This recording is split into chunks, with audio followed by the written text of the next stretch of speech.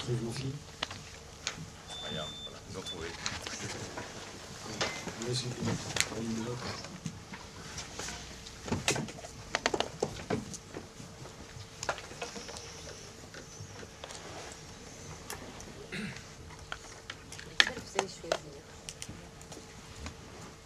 Bien, bonsoir à toutes et à tous.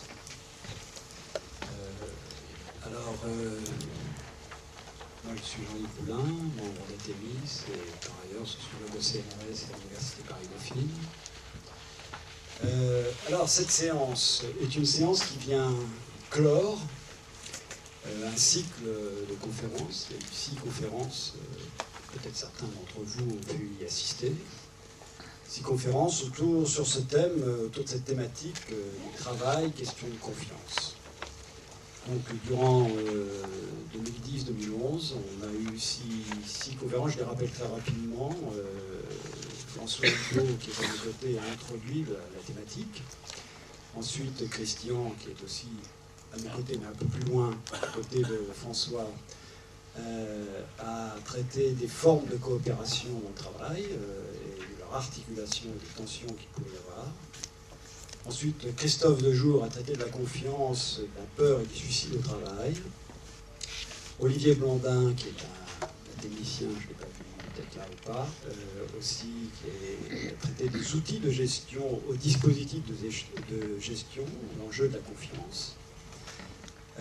Ensuite, moi-même, j'ai traité la question du temps et de la confiance. Et enfin, Patrice Vidal, pas là aujourd'hui, il n'a pas pu venir, à traiter de la question du territoire générateur de confiance. Alors, ce soir, il ne s'agit pas du tout de d'essayer de tirer une synthèse des 6 précédentes conférences, mais en fait, de partir de ce qui est au cœur du projet d'Athémis, qui est en fait la centralité du travail, et d'essayer de procéder à un dialogue entre 2 collègues, mais aussi 2 disciplines, l'économie et l'ergonomie, et de revenir sur les raisons qui constituent la confiance en un enjeu multiple, enjeu managérial, enjeu de santé, enjeu de création de valeur, et au total, on peut dire un enjeu de société. Alors, pour ceux qui connaissent bien Athémis, vous savez que le travail occupe une position centrale dans les processus, qu'on considère ici à Athémis que le travail occupe une position centrale dans les processus sociaux, économiques et environnementaux, et que cela est lié au moins à partir, enfin en tous les cas, nous apparaît pertinent à partir de une triple fonction du travail. D'abord, sa dimension subjective, notamment au regard de la construction de soi, ce qui dépasse d'ailleurs le travail en soi et le travail pour soi, et l'interroge dans sa relation aux autres activités, notamment aux autres activités qui sont des activités hors travail. C'est un sujet qui est devenu de plus en plus tendu et de plus en plus important. Le deuxième, c'est le travail comme opérateur de la construction de liens sociaux, et là aussi dans l'espace du travail, mais aussi probablement, je crois, dans sa liaison avec le hors-travail. Et enfin, la dimension de création de la valeur. Donc c'est bien le travail comme instituant un rapport au réel et à l'ensemble de la société qui est au cœur de nos préoccupations de recherche et d'action ici à Athémis. Et donc on va procéder dans un dialogue entre nos 2 impétrants. Donc ils sont François Hugo, ergonome, et Christian Dutertre, tous les 2 membres d'Athémis, bien sûr, et Christian Dutertre, qui est économiste à Paris. Et dans un premier temps, je voudrais, mes chers amis, que vous reveniez sur ce lien qu'on a fait entre confiance et travail. Et peut-être toi, François, sur la question justement de la subjectivité, du point de vue de la subjectivité et de la construction de soi. Est-ce que tu peux revenir sur ce qui fonde la confiance pour l'individu dans l'exercice de son activité de travail? Et quant à Christian, dans cette première séquence d'ouverture, on dirait, peut-être plus sur la construction des liens sociaux et ce que cela implique en termes d'organisation du travail, notamment en ce qui concerne les formes de coopération qui doivent être distinguées d'ailleurs de la coordination, comme tu le dis si souvent. François, est-ce que tu peux avancer sur cette question de la subjectivité? Alors effectivement, je repartirai de l'idée qui centrale pour les ergonomes, mais pas seulement, pour aussi les psychologues du travail, ceux qui s'intéressent aussi à la psychodynamique. Il y a tout un courant donc, des disciplines du travail qui posent finalement que le travail est toujours une expérience du réel, comme on dit, c'est-à-dire une expérience de ce qui résiste, ça se dit aussi comme ça, ce qui veut dire que travailler, ça procède toujours de la capacité d'oser s'aventurer dans ce qui n'est pas maîtrisé d'avance. Et c'est la raison pour laquelle, si on suit ce propos, on peut comprendre que pour ça, ça suppose, même si ce n'est pas souvent explicité sous cet angle, ça suppose de la confiance, d'oser s'aventurer. Alors, une confiance en soi, une confiance dans les autres avec lesquels on va s'aventurer, je crois que Christian va y revenir, une conscience dans les outils avec lesquels on va agir, une confiance dans la technique, c'est extrêmement important, une confiance dans l'organisation qui fait en sorte que toutes ces dimensions vont converger dans une efficacité globale du geste.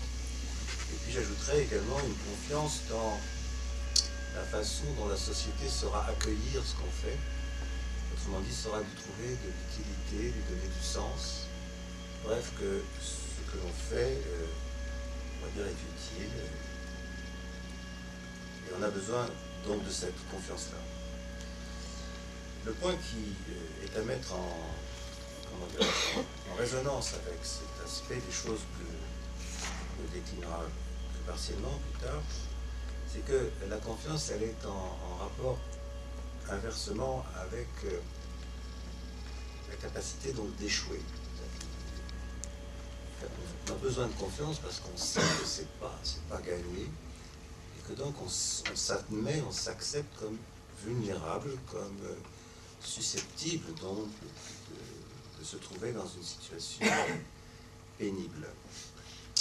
De sorte que la confiance renvoie très vite au problème de la qualité de l'évaluation qui sera faite par les uns et les autres, et donc la qualité de l'autorité qui réside à cette évaluation. L'autorité étant ici comprise comme ce à quoi on accepte de s'en remettre pour que le jugement soit fait sur ce qu'on fait et pour qu'il dise ce que ça vaut.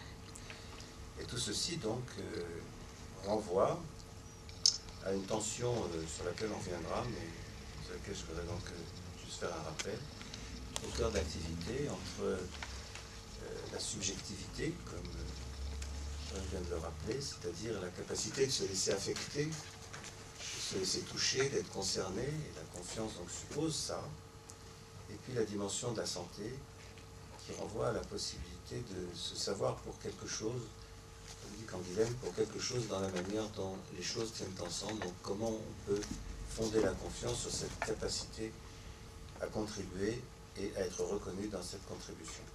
Ce sont là les éléments, je dirais, de fondation un peu de mon propos. On va revenir ensuite dans les différents moments prévus sur certains points. Question ?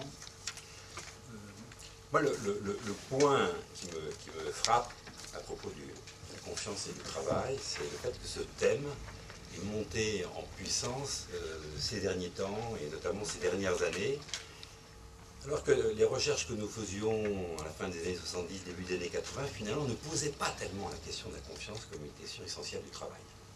Donc le problème que je me suis posé, c'est pourquoi cette question de la confiance est aussi importante à l'heure actuelle? Qu'est-ce qui permet de comprendre en fait que la confiance est une ressource essentielle dans l'activité? Alors il me semble que ce point-là est à rattacher avec les quelques transformations structurelles et économiques, et notamment le fait que l'on est passé d'une situation où l'activité était vraiment centrée sur l'industrie à des activités qui sont centrées sur les services.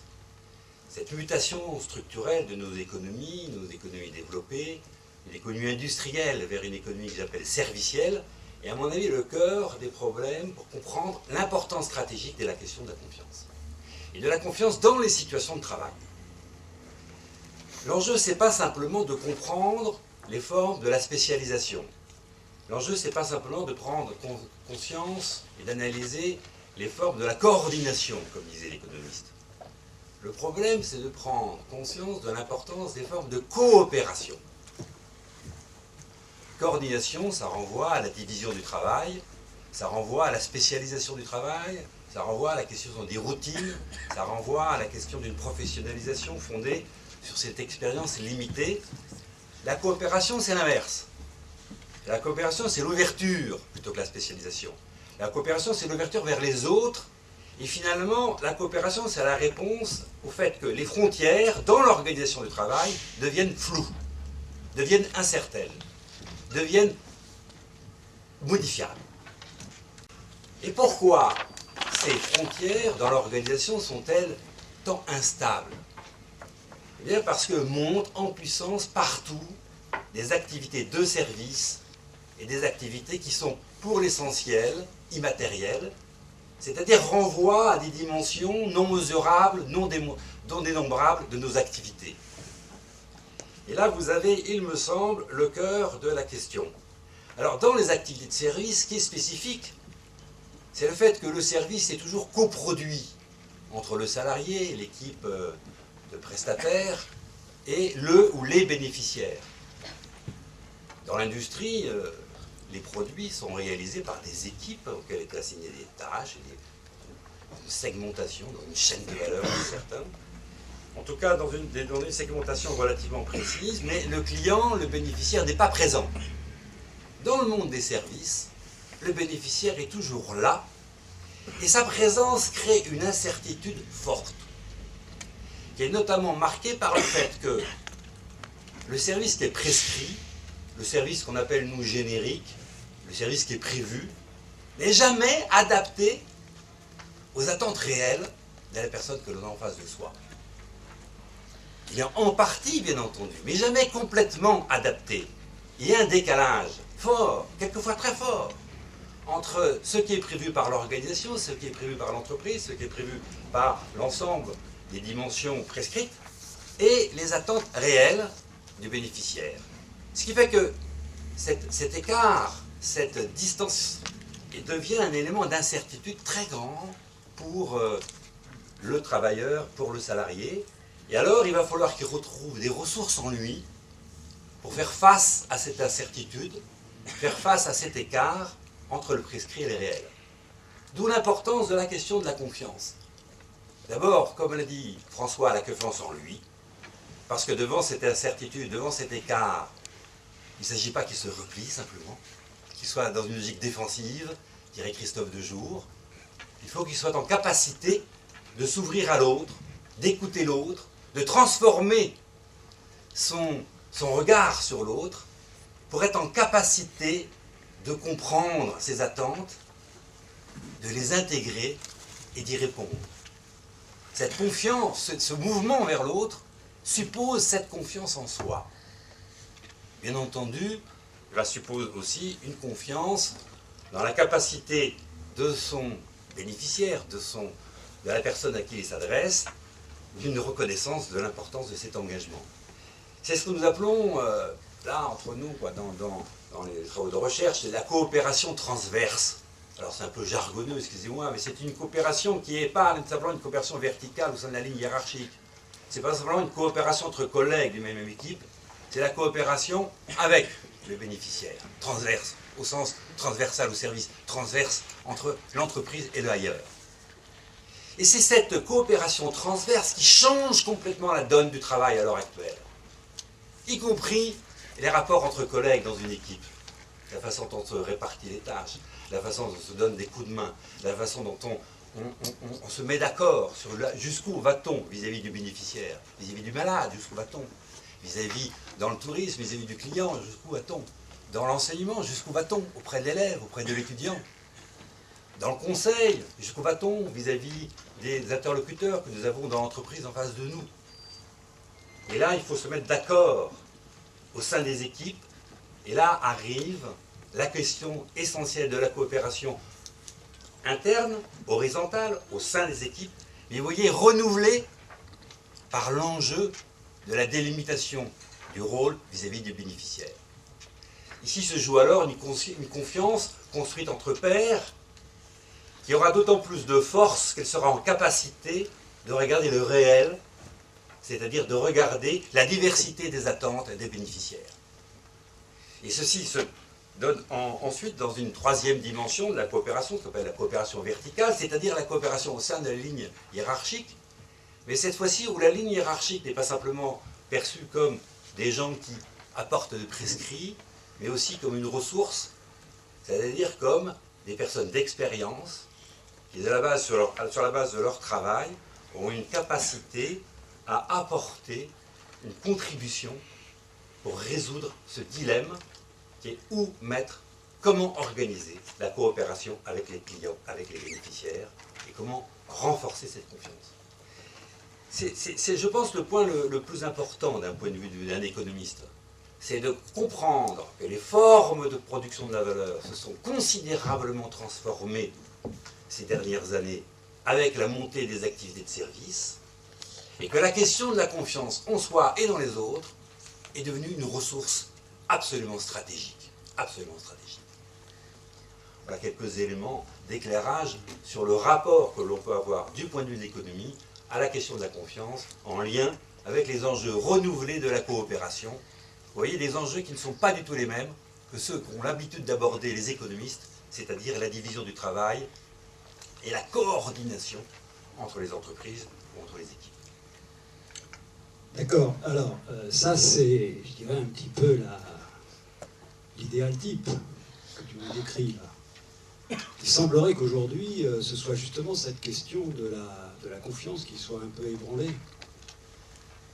Que peut-être dans les processus de travail, justement, dans l'économie de service, on en a vu des exemples récemment, à la fois dans la verticalité, l'incohérence des instructions, des prescriptions, la déresponsabilisation des individus par rapport à ce qu'ils doivent faire. Est-ce qu'on n'est pas là quels sont finalement les instruments d'évaluation de ça? C'est-à-dire comment on peut... parce que ce que tu me dis me fait penser à l'ouvrage de Matthew Crawford, dont je t'ai déjà parlé, l'éloge du carburateur, où lui, effectivement, est très très sceptique sur la capacité d'établir ces rapports de coopération. En tous les cas, ce qu'il observe, c'est qu'aujourd'hui, il n'existe pas, en particulier, il n'existe pas dans le travail de ce qu'il appelle de la société de la connaissance, qui est de plus en plus soumise à des formes de routinisation procédurière, etc. Et que du coup, il y a une perte de responsabilité et un peu une fuite dans la consommation, dans autre chose, etc. Et lui, il ne voit que finalement le salut, mais bon, évidemment, c'est une position un peu régressive, mais que dans le travail manuel, c'est-à-dire dans le rapport à la matière, ce qui est complètement à l'inverse, tu vois, de ce que tu nous décris. Alors, disons que on ne va pas rentrer dans ce débat peut-être, mais en tous les cas, est-ce que tu peux développer aujourd'hui sur la pertinence et la légitimité des dispositifs institutionnels, par exemple, qui ont trait à la professionnalisation, à l'évaluation, tout ce qui permet à l'individu de se situer au regard de la sphère professionnelle, de son activité. Est-ce que c'est pas ça qui est un peu en crise? Et je demanderai aussi à François quels sont les symptômes qu'on peut voir en termes lorsque ces dispositifs institutionnels sont en crise ou ne fonctionnent plus, qu'est-ce que ça donne, cette crise de confiance? À quoi ça débouche pour les individus en termes de santé, de violence contre soi, etc. Mais toi, je vais revenir sur la question, ton exemple et le retour à la matière. Pourquoi finalement ce retour à la matière revient sur la scène comme ça? Parce que c'est rassurant. Parce que c'est rassurant. Quand on fait quelque chose qui est délimité dans l'espace, dans la quantité de choses à faire, dans les éléments de qualité, c'est-à-dire que la qualité est elle-même mesurable, eh bien, quelque part, on sait ce que l'on a fait. Parce qu'on a un résultat qui est tangible. Lorsqu'on est dans le monde immatériel, lorsqu'on est dans le monde serviciel, le résultat de ce que l'on fait n'est pas tangible. Ou en tout cas, il n'est pas si évident que ça. Et là se pose toute la question de l'évaluation. C'est-à-dire finalement, quelle est la portée du travail de soins d'une infirmière dans un hôpital? Quelle est la portée du travail d'un conseil auprès d'une entreprise? quelle est la portée, mon ami avocat qui est là, de la portée du conseil d'avocat auprès de syndicalistes ou d'entreprises ou de personnes individuelles. Cette portée-là, l'effet n'est pas immédiatement perceptible. Et ici arrive un problème extrêmement grave dans la phase actuelle. C'est-à-dire que la plupart des entreprises, et maintenant on le voit de plus en plus dans les institutions publiques, dans l'hôpital, dans l'université, dans toute une série d'instances, on voit se développer des méthodes d'un autre âge. Des méthodes d'évaluation qui sont des méthodes d'évaluation uniquement quantitatives, fondées sur finalement le rapport à des méthodes gestionnaires dignes du taylorisme ou d'un post-fordisme récent. Ces méthodes d'évaluation, ces processus, ces dispositifs d'évaluation sont non pertinents par rapport à l'enjeu de la coopération et de l'enjeu de l'immatériel. Et ils ne sont pas légitimes. Ils ne sont pas légitimes. Les uns et les autres remettent en cause ces dispositifs institutionnels. Et ça, c'est très important, parce que ça signifie qu'à la fois on s'engage dans un travail de coopération, on s'engage dans un travail de plus en plus, dont les effets sont de plus immatériels, non mesurables, et en même temps, ce travail n'est pas reconnu. Ce travail ne trouve pas de dispositif où la reconnaissance de ce qui est fait, de l'effort qui a été apporté, des ressources qui ont été mobilisées, n'est pas reconnue. Et là, on est dans une contradiction extrêmement grande. C'est-à-dire qu'à la fois, notre travail a évolué, le travail a muté entre les années 70, 80 et aujourd'hui, mais les dispositifs institutionnels d'évaluation, notamment de gestion, fondés principalement sur ce qui est mesurable, sont en décalage complet avec la réalité du travail. De même, on pourrait dire que du point de vue des logiques de professionnalisation, on est encore dans des logiques de formation. On parle de la formation professionnelle, très peu de la professionnalisation. Cette formation reste encore beaucoup des formations descendantes, hein, qui viennent de gens qui savent et puis qui racontent aux autres. On sait bien à l'université, on fonctionne comme ça, pour l'essentiel. Hein, c'est-à-dire une formation qui est en décalage avec la capacité de prendre en compte l'expérience, la reconnaître, et à travers cette expérience, en faire un levier de progression professionnelle et de connaissance. Nos dispositifs de formation sont inadaptés par rapport à la reconnaissance de ce travail et sa progression professionnelle. Et là, nous avons, à travers ces dispositifs institutionnels décalés, non pertinents, nous avons des dispositifs qui provoquent des pertes de confiance en soi, qui prévoient des pertes de capacité de coopération, et donc des pertes en réalité d'efficacité du travail. L'enjeu pour un économiste comme moi, c'est ici de reconnaître l'importance des dispositifs institutionnels. Certes, la valeur est créée par le travail, mais sa capacité d'accumulation, sa capacité de reproduction, sa capacité de produire des choses vraiment utiles pour les personnes comme pour la société, dépendent de la qualité des dispositifs institutionnels, dépendent de la pertinence des dispositifs institutionnels, dépendent de leur légitimité. Et nous héritons de dispositifs qui sont d'une autre époque, et nous héritons de dispositifs institutionnels en décalage avec ceux dont nous aurions besoin aujourd'hui, notamment en matière d'évaluation, mais aussi en matière de professionnalisation. Et là, nous avons une interrogation à la fois sur l'action politique et l'action dans le travail, qui est absolument considérable, à vous et à nous, devant nous. Alors, il faudra que tu nous donnes un petit peu des orientations tout à l'heure en termes justement de dispositifs institutionnels. Mais François, je me tourne vers toi. Qu'est-ce que ça produit, ça, le fait qu'il y ait ce hiatus entre des processus d'évaluation, de professionnalisation qui soient inadaptés à la nouvelle économie? Qu'est-ce que ça produit pour l'individu en termes de subjectivité, etc. Alors je pense que... Ça marche, hein? Oui.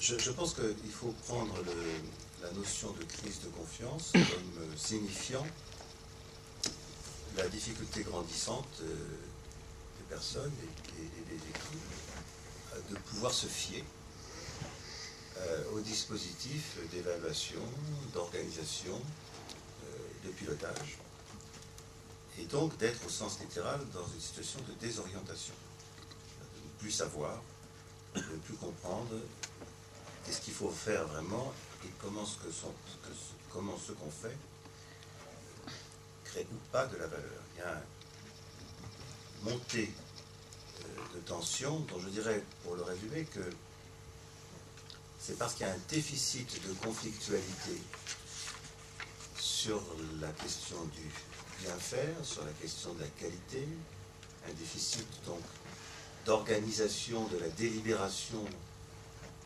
confrontant les critères qui permettent de rendre compte de la manière dont le travail est ou pas bien fait, sur la base de la reconnaissance qu'il y a légitimement opposition, diversité de points de vue possibles sur ce que veut dire faire bien. Le déficit de conflictualité ne trouve plus d'issue que dans des crises, c'est-à-dire des décompensations diverses. Ça, c'est un point pour nous très important dans les organisations, faire comprendre que les tensions, pardon, que les conflits, non plus, je dis exactement l'inverse de ce que je veux dire, faire comprendre que les crises, maintenant je suis dans le bon là, faire comprendre que la crise est le symptôme d'un manque de conflit. Ça se... On ne va pas tout seul comme ça, hein, la phrase ne passe pas facilement. Mais c'est pourtant l'enjeu qui est au cœur de ce qu'on a à faire. Donc je la reprends. Faire entendre que c'est parce qu'il n'y a pas assez de conflictualité, terme compris comme la capacité de mise en délibération de tension du travail, organisation de la confrontation des points de vue experts, mais différents, sur ce que signifie faire bien, c'est parce qu'il y a un déficit, donc, pour dire managérial de cette mise en débat, qu'alors une des issues, c'est la crise. Donc, la crise devient le symptôme d'un manque, qui est un manque de conflictualité. Et alors, cette crise, elle trouve évidemment des issues et des modes d'expression extrêmement divers. Je pourrais reprendre après tout la liste que j'ai dressée tout à l'heure concernant la confiance en soi, dans les autres, etc. Eh bien, la crise, elle va se retourner contre soi, c'est les décompensations pathogènes qui peuvent aller jusqu'au suicide, comme on sait. Dans les autres, ce sont les dégradations du collectif, la dégénérescence des dimensions, comme on dit d'une manière discutable, mais comme on dit beaucoup, du vivre ensemble dans le travail, jusqu'aux agressions entre soi, les incivilités, les tensions réellement entre les personnes, des agressions envers les outils, un désengagement de la confiance dans l'outil, voire des imprudences dans l'organisation et jusqu'à la société. Ce que j'observe, moi, c'est qu'on a de plus en plus des situations qui finalement se résolvent sous deux formes qui peuvent être contradictoires, mais qui finalement sont un peu les mêmes. On voit des gens qui sont soit amenés finalement à se retirer du travail en se contentant de faire ce qu'on demande sans l'aimer. Et c'est leur manière finalement de résister et de s'en sortir, de s'impliquer aussi peu qu'il est possible, donc d'y mettre aussi peu d'affect qu'il est possible. J'allais dire un peu à la manière que l'on qualifie souvent dans l'américaine. L'idée, c'est on travaille juste dans ce qui est signé et le reste, on n'y va pas. Là, à la façon française, qui est donc évidemment avec un effet de zoom assez conséquent, c'est-à-dire qu'il y a une espèce comme ça de repli littéral sur la consigne, sur le contrat. On fera ce qu'on dit, puisque c'est ça, mais sans l'aimer plus. Vous voyez en quoi on le fait quand même. Et c'est ce qui concourt aussi à une certaine invisibilité de l'attention au niveau des échelons supérieurs qui n'en voient pas forcément l'effet. Surtout que ça se double souvent d'une autre modalité adjacente à la première, qui n'est pas évidemment le fait des mêmes personnes, mais quelquefois dans le même groupe, de gens qui continuent pourtant peu à faire comme il faut, comme ils pensent qu'il faut, mais sans moyens. C'est-à-dire à ce moment-là, en surinvestissant, en se défonçant au boulot, en y mettant tout d'eux-mêmes, parce que ce qu'ils veulent sauver, c'est le fait que le travail bien fait, c'est pas comme on l'a dit, c'est comme je le fais. Alors ils le font sans aucun moyen, puisqu'évidemment, c'est pas dimensionné pour le faire comme ça, puisque c'est dimensionné pour le faire comme on a dit, et que font ceux qui le font sans l'aimer. Et eux qui le font parce qu'ils l'aiment, ils le font comme ils disent, mais sans les moyens. Évidemment, quand les deux se mélangent, ça concourt finalement à organiser une invisibilité de la traduction économique ou technique relative hein, de ces affaires-là, parce que finalement, ça se fait. Alors, ça se voit beaucoup, par exemple, dans les logiques de projet. Au final, ils passent. Alors évidemment, si on va regarder dans le détail, si on veut vraiment savoir comment ça s'est fait, il y aurait beaucoup à dire. Mais de l'étage où on se mêle de savoir si ça va ou pas, franchement, cette imprécision n'arrive pas jusque-là. Et donc, ce n'est que par des hasards qu'on en sera alerté. Et donc, finalement, ça passe. Et là, on voit comment, finalement, dans les manières que les gens trouvent de se sauver comme ils peuvent, ils organisent en même temps l'enterrement de l'attention et de ce qu'ils veulent dénoncer. Et s'il faut donc des tiers comme nous, qui puissent, par la bande, d'une certaine manière, restaurer, c'est-à-dire faire reconnaître et connaître, peu qu'évidemment ils soient entendus, des dimensions que tout le monde, d'une manière ou d'une autre, conspire à enterrer. Alors, ce point-là, je trouve, c'est extrêmement important parce que c'est ça qui est finalement au cœur des tensions des RPS, des risques psychosociaux, et qui font que c'est parfois ceux qui crient le moins fort, qui protestent le moins, et qui sont en fait ceux qui souffrent le plus, parce que justement, c'est une manière de la défense qu'ils ont trouvée. Ce qui d'ailleurs inverse la problématique des systèmes d'information qui sont au contraire branchés par le bruit, et qui évidemment sont un peu étonnés de voir que ceux qui crient très fort ne sont pas si malades, que donc ça, c'est un peu bidonné ces histoires-là. Ils sont à peu près accessibles à l'idée que peut-être que ceux qui ne crient pas ne vont pas bien, mais comme le système ne les entend pas, ils ne peuvent rien faire. Donc on est paumé, et donc à ce moment, on se retrouve avec des gens qui en toute sincérité, sont un peu désarçonnés. Je parle à des managers qui sont en difficulté. Alors moi, je pense que le point auquel ça aboutit, cette affaire, c'est ce que Christian évoquait. C'est la question de l'existence ou de l'absence grandissante de dispositifs institutionnels que l'on puisse convoquer, auxquels on puisse référer, pour s'abriter derrière quelque chose qui aura valeur de normes, de règles, de valeurs, enfin, opposables à la façon dont les choses sont proposées d'être faites, et qu'on puisse objecter d'une manière où on ne s'expose pas tout seul dans le procès confrère, mais on pourrait y aller au titre d'un métier qu'on a et qui est organisé dans un dispositif qui peut parler pour soi, ou si ce n'est pas le métier, ça peut être une tradition d'entreprise, ou tout simplement un accord qu'on a réussi à faire. Alors c'est là que la question de la doctrine est essentielle. C'est dans les organisations où les métiers, les gens qui travaillent n'arrivent pas à se mettre d'accord sur une façon de faire qui convient, ce qu'on peut appeler une doctrine professionnelle. C'est évidemment très très au cœur ceci de la question du management, qui est en panne absolue de contenu, et donc évidemment sans doctrine du tout, et qui ne sait pas à quoi accrocher finalement un jugement qui, ce faisant, a toutes les chances de n'être perçu que comme un jugement personnel. Et là on se trouve devant les cas de figure donc, de gens qui, faute de ces dispositifs institutionnels convocables, qui serviraient d'abri, se trouvent en situation d'autoréférence. L'individu devient à lui-même la référence du bien et du mal, c'est à lui d'en juger. Et comme c'est à lui d'en juger, c'est à lui qu'on pourra toujours faire reproche, d'en juger trop à son aise. Il est donc, par construction, toujours reprochable, dans la manière d'en avoir jugé pour lui, moins bien que d'autres auraient voulu qu'il le fasse. Et comme il n'a aucun moyen de convoquer aucune institution qui pourrait arbitrer entre le trop ou le pas assez, et donc dire en quoi il a fait effectivement normalement plutôt que pas, puisque précisément la question de la norme disparaît, car c'est l'enjeu de l'institution qu'elle existe, les personnes sont complètement exposées à la brutalité d'un jugement sans référence, sans critères, donc perçu comme discrétionnaire, et qui, de haut en bas de la hiérarchie, est mis en situation extrêmement difficile. Là, ici, on est au cœur, pour moi, d'un enjeu qui renvoie à la question même de l'activité. On peut poser l'activité de travail, l'activité, je dis bien, comme la manière de la personne de permettre que la division du travail ne s'incarne pas dans une division du sujet. Le travail est organisé d'une manière qui divise les tâches, qui divise les gestes, qui divise les fonctions, et qui les réarticule ensuite par des processus organisationnels dont c'est la fonction.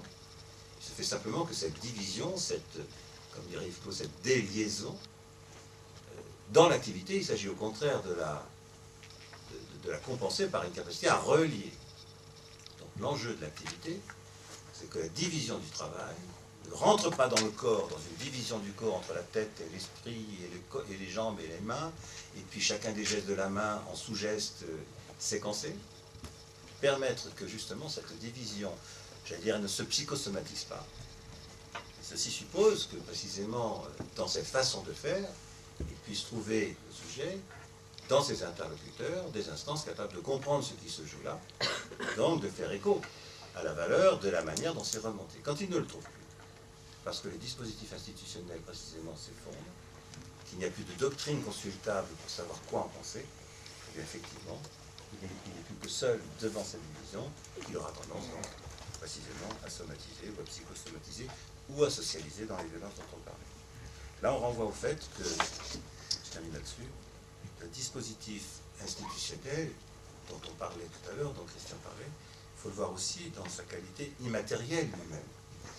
Je considère qu'une doctrine est un dispositif institutionnel immatériel, c'est-à-dire une dimension construite socialement, au terme d'une activité déontique d'élaboration de la règle, et qui a la fonction d'une institution, c'est-à-dire de la capacité d'être consultée pour donner de la paix, c'est-à-dire amener de la paix dans les tensions, sinon entre les personnes, qui sont mises en face à face, et dans la situation de devoir s'affronter, faute de ne plus pouvoir confronter des points de vue arbitrés sur des référentiels consultables. Donc, finalement, ce qui manque, pour reprendre un peu la catégorisation d'Hirschman, c'est le voice. Aujourd'hui, il y a le choix entre exit et loyalty, la loyauté ou la sortie, quoi. Un petit peu ce que tu expliquais. Alors le voice, peut s'exprimer à travers soit des institutions, des dispositifs institutionnels, des régulations, soit des acteurs, finalement. Moi, ce que je retiens de ce que vous dites, c'est qu'aujourd'hui, il y a crise sur les modes de régulation par rapport à ça. C'est qu'on ne les a pas trouvés aujourd'hui, on tâtonne les cas. Et puis, il n'y a peut-être pas non plus les acteurs pour condenser un peu toutes ces problématiques et ces phénomènes de déliaison, ces phénomènes de division, etc. Alors, la division du travail, elle n'est pas d'aujourd'hui. La division entre le penser et le faire, l'industrie, le Fordisme, le terrorisme, le Fordisme l'ont bien mise en pratique. On est peut-être plus surpris que dans les activités, je dirais, de nature cognitive, dans la société de la connaissance, ça se reproduise, parce que c'est bien de ça dont il s'agit. Donc finalement, pour aller un petit peu vers la fin de cette conférence, moi je voudrais vous poser à tous les deux la question de comment rebondir par rapport à ça. Finalement, la confiance et les problèmes de santé qu'elle crée, etc., comment s'en servir comme une ressource. Et je voudrais tourner vers toi, François, finalement, du point de vue de l'ergonomie. Alors tu as déjà esquissé un peu les choses, mais est-ce que tu peux aller plus loin en termes de... Est-ce que tu vois, par exemple, se dessiner dans ton activité d'intervention, puisque tu interviens aussi, est-ce que tu vois se dessiner des mécanismes, des formes de régulation, ou est-ce que tu vois émerger des acteurs qui peuvent permettre de retrouver un peu cette totalité qui, finalement, est nécessaire à l'individu dans son activité de travail? Peut-être d'abord revenir sur deux points que tu viens d'évoquer. La division du travail, de fait, n'est pas nouvelle, bien entendu. Mais si on réfère aux situations de type taylorien ou fordien, il y avait quelque chose qui organisait tout ça et donnait un espace qui s'appelle le droit. Et précisément, la relation de subordination est aussi une relation de protection. Elle dit ce qu'on a le droit ou pas de faire. Et le droit est opposable à une organisation qui se ferait sans égard à ça. Autrement dit, le droit est dans les dispositifs institutionnels certainement le plus savant, le plus ancien, le plus essentiel. Et c'est précisément un des points qui dans les systèmes d'aujourd'hui est en crise, au sens où le plus problématique. C'est d'ailleurs pour ça que dans nos disciplines, une des frontières, je dirais, sur lesquelles il y a le plus peut-être à travailler, et ça commence à s'imager, c'est avec le droit. Le droit du travail, c'est quelqu'un qui le représente dignement, mais c'est vraiment quelque chose d'important que les disciplines du travail, psycho, ergonomie, etc., économie, quand elles parlent du travail, ce qui arrive parfois, donc, voilà, se confrontent avec ce qui vient du droit et les enjeux là qui se nouent par rapport à des situations où on voit très très bien que quand je parle de déficit institutionnel, ça peut s'appeler un déficit de droit. Donc le Fordisme, qui avait cette histoire de division du travail, avait en même temps un système qui a organisé tout ça dans un cadre où le droit crée des poches, justement, où la possibilité de ne pas faire que cette division du travail rentre dans la personne et la clive trop, était possible du fait même de la possibilité d'opposer en termes de valeur ce qui était acceptable ou inacceptable. J'ajoute ceci, c'est que entre l'exit ou la loyauté, l'ergonome que je suis sait qu'il y a très bien une troisième solution, c'est l'activité. C'est-à-dire que justement dans l'activité, c'est tout ce que les ergonomes et quelques autres donc on essaie de montrer, on ne fait pas ce qu'il est prévu qu'il est. Donc toute divisée que soit l'organisation du travail, elle est justement recomposée dans l'activité où celle-ci ne divise plus, comme il était prévu qu'on divise si on avait suivi le bureau des méthodes. Ça, c'est fondamental. Et donc, il n'y a pas d'alternative contre l'exit, la loyauté, il y a l'activité. La question étant justement de savoir, est-on ou pas, aujourd'hui, dans un moment où celle-ci est plus difficile à se constituer, faute d'un droit qui la protège plus, ou pas assez, et peut-être de tensions qui rendent plus complexe qu'elle se déploie, qu'elle s'organise. Alors on ne peut pas dire d'un trait que c'est oui non, bien entendu. Et tout ce qu'on fait dans toutes les organisations, c'est bien quand même de montrer que précisément il se fait quelque chose autrement, à des coups qu'il s'agit de remonter parce qu'ils finissent par être très importants, faute qu'on les regarde.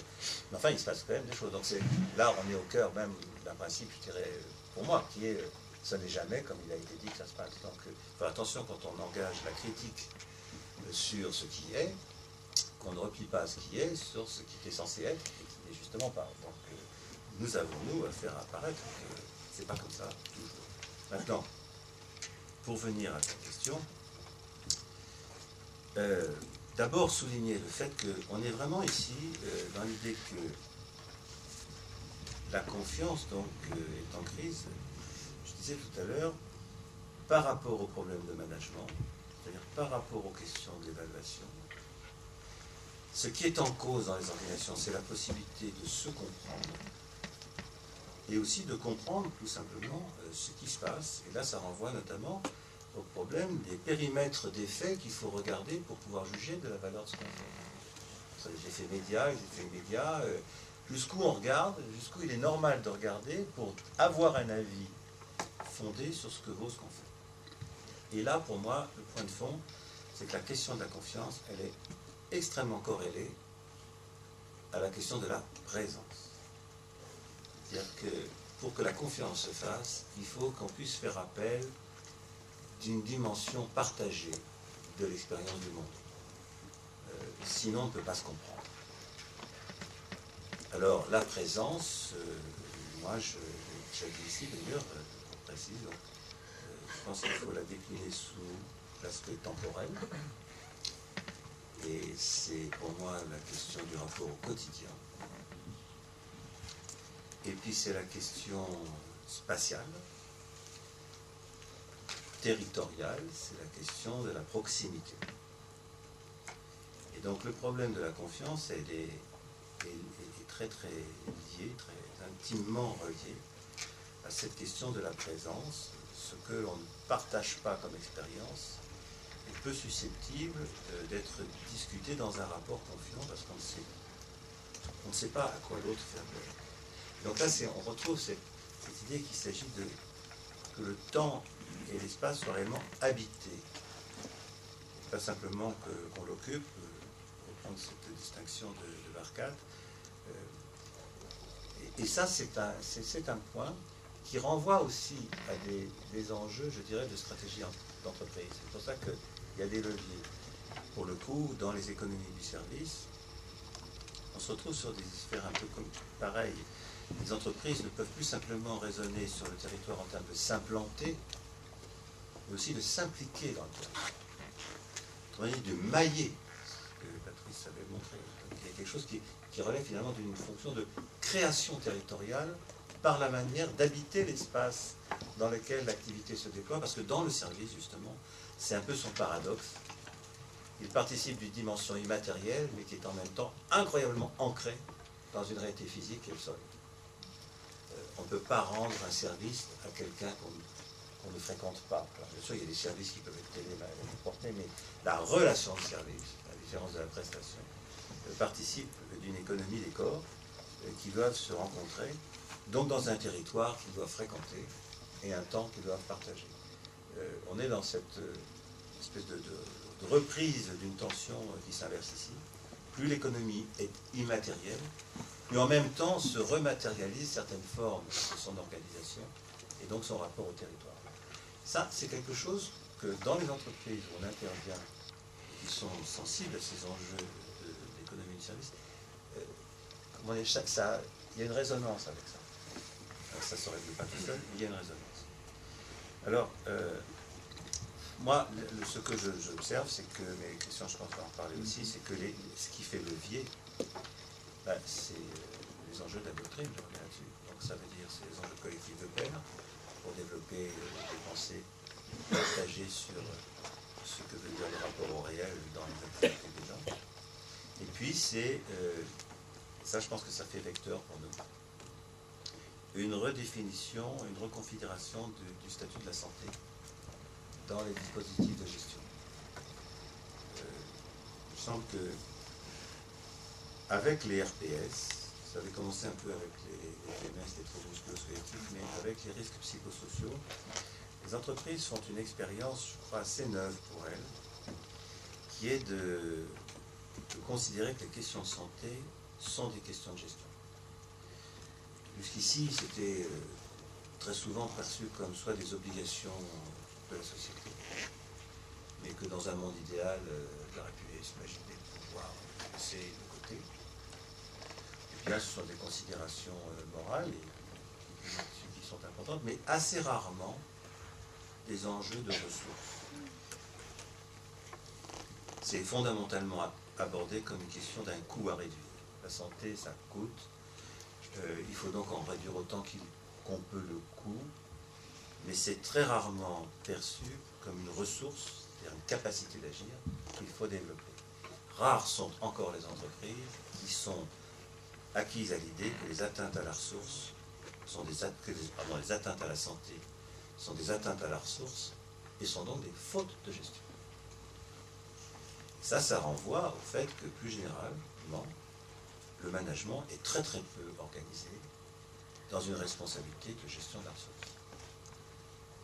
Il est beaucoup plus structuré dans une responsabilité de consommation d'un budget qu'il ne faut pas développer, mais une économie dans la dépense de ressources allouées et très peu dans une logique de développement de la ressource. C'est pas inconnu, mais c'est peu encore le fond finalement du métier de management. Or, les questions de santé sont directement des questions de gestion de ressources et, incidemment, non pas seulement des questions de faire en sorte que le coût de dégradation de la ressource augmente, mais rendre possible que la ressource augmente. Puisqu'il se fait, je termine là-dessus, mais on sait bien, tous, ici, je crois, que les ressources immatérielles comme la santé, la confiance, le crédit, la réputation, sont des ressources qui peuvent se développer dans l'usage. Et que donc c'est une responsabilité de gestion que, contre le risque seulement de les dégrader, on sache aussi les développer. Ça, je pense que c'est un axe à la fois de recherche, parce que choses sont complètement maîtrisées là-dedans, et d'intervention au sens classique du mot de consulter, un axe de pratique dans l'espace social qui est aujourd'hui, je crois, notre vraie rendez-vous. Alors là, tu traces quelque chose, je trouve, qui est très important, mais comme tu le dis, pour l'instant, c'est encore très peu développé, peut-être parce qu'on fait de la question de la santé une question privée, toujours, plutôt une question de la sphère professionnelle. Mais je voudrais revenir sur une chose qui me paraît importante, ce que tu as dit sur la territorialisation sur le territoire. En fait, tu fais une critique implicite de la délocalisation.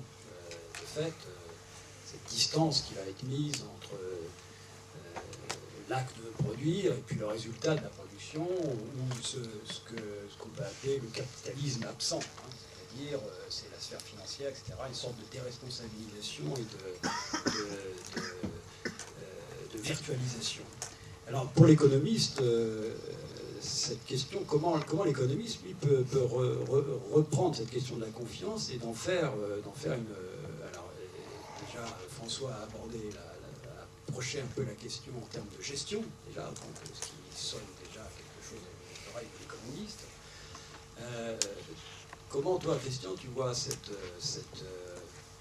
dynamique qu'il pourrait y avoir entre, en prenant la confiance, et voir à travers les problèmes de la santé aussi, les problèmes produits sur la santé, comme un ressort, comme un levier pour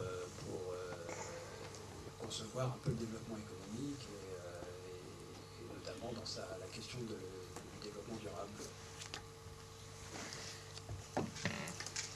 Bon, François a parlé très longuement. Je ne l'ai pas interrompu parce que... Quand il a la parole, il la garde, il a raison. Mais non, je dis ça tout simplement parce que aussi il faut qu'on garde une petite discussion avec... Je ne pas aperçu. Non, tu t'en es pas perçu. Mais moi, oui, vous m'avez rien dit. Mais moi, oui. Mais c'est pas grave, c'était très bien. Mais donc je vais essayer de peut-être pas complètement répondre à ta question et en même temps, voilà, redonner un peu d'espace à un échange ensemble. Je vais peut-être tirer un fil qui revient sur la question de la confiance qu'a traité François quand il est revenu sur la question du droit. Voilà.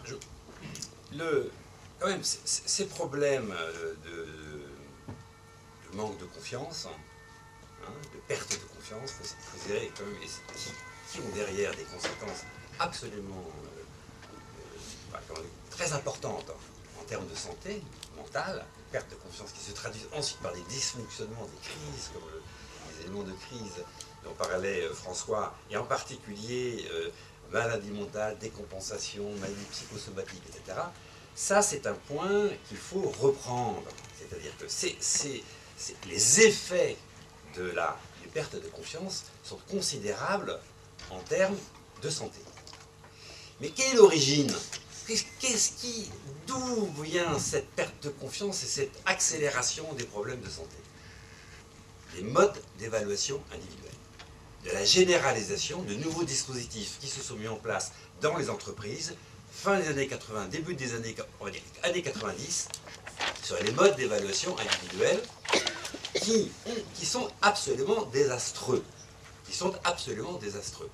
Je pense que le problème central, c'est que se développer des modes d'évaluation qui nient le travail réel, qui sont en décalage complet avec le réel de l'implication des salariés dans leur activité. Et là, il y a, de mon point de vue, un point central pour le droit, à savoir statuer d'où est l'origine de ces enjeux de non-santé, de ces grands dysfonctionnements de santé, pour revenir sur l'importance des questions de gestion et de l'implication des entreprises, de la responsabilité des entreprises au regard de ces enjeux de travail et de la façon dont les entreprises aujourd'hui évaluent ou considèrent qu'elles évaluent le travail. Ça, c'est un point important. Mais cela suppose alors qu'on essaie de reconstruire d'autres dispositifs d'évaluation. C'est là où on rentre dans la nécessité de construire, d'élaborer d'autres dispositifs institutionnels d'évaluation qui nous renvoient au travail réel, c'est-à-dire qui permettent de reconnaître le travail réel. Quel dispositif d'évaluation ?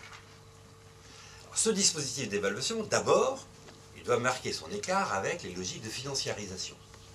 On ne peut pas avoir une conception de l'évaluation de la performance des entreprises et derrière du travail dans une situation où l'argument central est un argument uniquement financier. Il y a un problème dans notre société de mettre à distance, de dégager des logiques de financiarisation des dynamiques économiques qui auront des retombées considérables sur le travail et sur le dispositif d'évaluation microéconomique dans les entreprises du travail. Ça, c'est un premier enjeu. De ce point de vue, il faut arriver à mettre en évidence et à construire des dispositifs d'évaluation qui arrivent à faire reconnaître l'importance d'autres registres de performance que ce registre monétaire et financier. En d'autres termes, la question de la qualité de ce que l'on fait, c'est-à-dire aussi bien des produits que de la qualité des services, de leurs effets, comme disait François tout à l'heure, de leurs effets utiles immédiatement auprès de ceux qui bénéficient directement des services, mais aussi des effets utiles avec des effets immédiats, c'est-à-dire en décalage, des effets de réseau, des effets qui sont perçus et évaluables dans le temps, dans un temps décalé par rapport au moment où le service est presté. En d'autres termes, il y a à aborder la question de la qualité dans sa diversité au regard de l'expérience des acteurs. Troisième chose, troisième registre de la question de la performance et donc de l'évaluation des effets du travail, c'est la question de la productivité. Mais la productivité, aujourd'hui, si c'est simplement reporter sur les bénéficiaires un travail qui est fait à l'origine par l'entreprise de prestation de services, ce n'est pas de la productivité. Si la question de la productivité, c'est une intensification du travail qui se retourne contre la qualité du service, ce n'est pas de la productivité. Vous voyez bien que dans le monde de service et dans le monde serviciel, le rapport à la productivité est très délicat à établir parce que le rapport à la qualité n'est pas stable. Dans l'industrie, le rapport à la qualité est relativement stable. C'est-à-dire qu'on mesure les biens, la qualité se mesure, on arrive par des contrôles qualité, des logiques de gestion de qualité, on arrive relativement bien à stabiliser la qualité des produits. Mais dans le monde des services, ce n'est pas du tout le cas. Une fois que la qualité est stabilisée dans les services, alors la question de la productivité peut trouver un certain sens. Dans les nouvelles technologies, dans les nouvelles organisations ou autres. Mais dans les services, on voit bien que cette qualité n'étant pas stable, la productivité va avoir des effets extrêmement néfastes sur cette productivité, sur la qualité. Et ici, c'est l'expérience qui peut parler. C'est l'expérience de travail qui peut devenir un référent. C'est l'expérience du travail et de la coopération avec les bénéficiaires qui peut servir de référent. C'est-à-dire le réel de ce qui se passe.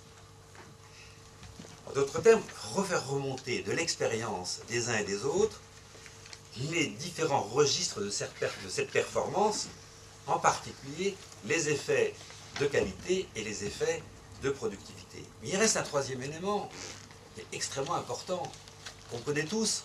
C'est ce qu'on appelle, les économistes de leur jargon appellent les externalités, ou les effets externes.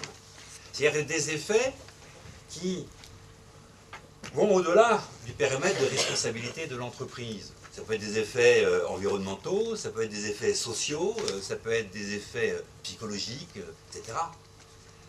Il faut prendre en compte ces éléments d'externalité. Et donc, on voit que ici se dresse, à travers l'expérience du travail et à travers l'expérience de la coproduction des services, une compréhension renouvelée de la performance et donc derrière de l'évaluation. En d'autres termes, nous avons besoin de soutenir l'émergence, parce que ça émerge en même temps, c'est des discussions constantes dans les entreprises, ces éléments-là, de faire émerger des dispositifs d'évaluation qui tiennent compte de la diversité de ces registres de la performance, afin de renvoyer à un réel du travail. C'est sur cette base-là que l'on peut reconstruire de la confiance. Sans dispositif institutionnel d'évaluation qui prend en compte la diversité de ces registres et qu'il élabore sur la base de l'expérience réelle, il n'y a pas de capacité à reconstituer la question de la confiance. Je terminerai juste sur ce point. Je pense que, puisque tu nous posais à un moment donné la question, mais que faire? C'est-à-dire, comment aujourd'hui articuler la réflexion et l'action? Je pense que le que faire doit porter sur deux aspects. Il doit porter d'abord sur une dimension qui est d'intervenir sur les formes de pensée des acteurs, sur la façon dont ils pensent, ils réfléchissent, les situations de travail, la façon dont ils réfléchissent, la dynamique organisationnelle, les dynamiques productives et les dynamiques institutionnelles. Intervenir sur les formes de pensée des acteurs. Mais aussi accompagner l'émergence de nouveaux dispositifs institutionnels. Et c'est le rôle, il me semble, essentiel d'acteurs comme vous, d'acteurs comme nous, qui sommes à la fois des gens qui sont engagés dans une réflexion, dans l'avancée d'une pensée, et en même temps engagés dans l'action auprès d'entreprises ou dans l'accompagnement d'institutions.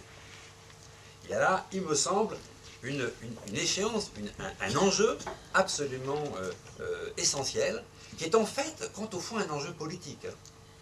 Qui est au fond un enjeu politique, c'est-à-dire c'est un enjeu qui